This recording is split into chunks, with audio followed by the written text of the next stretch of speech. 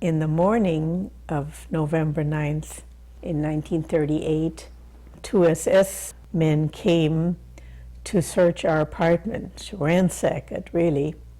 They were looking for valuables and foreign money. Now, we didn't have valuables because in the summer of that year, all Jews had to turn in all their valuables. So they came that morning, threw everything out of the cupboards, out of the cabinets, and swore that they didn't find anything, and left, leaving us in a big mess. And my father knew that his brothers in Berlin had American dollars, and he couldn't use the phone because it was bugged. So he said to my mother, "We keep the store closed today. I'm going to go to Berlin to warn them." My mother was busy all day cleaning up the mess, and toward late afternoon we heard noises outside, shouting and singing. And we looked out, and there was a big crowd. And this crowd grew.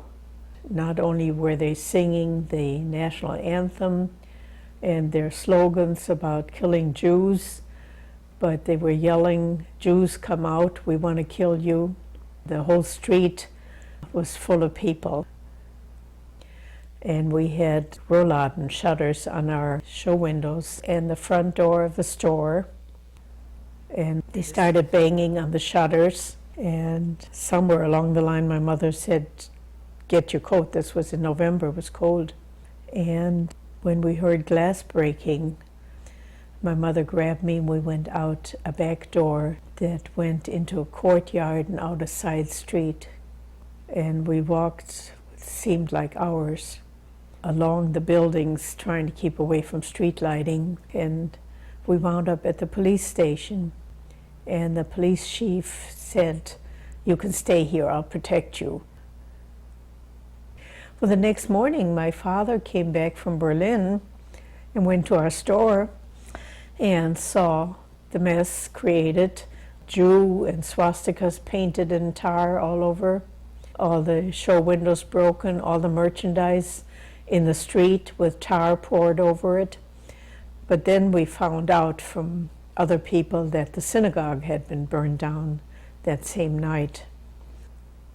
The fire departments were on standby to put out the fires only if nearby buildings were endangered, but our synagogue was in a park-like setting, so it was allowed to burn to the ground.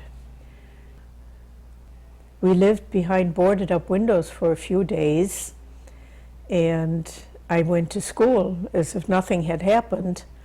This was 4 or 5 days after Kristallnacht, and amid yelling by my classmates and spitting, the teacher says, "We don't want you Jews in our midst anymore, get out of here." And they chased me out of school. They really turned vicious, and I ran all the way home.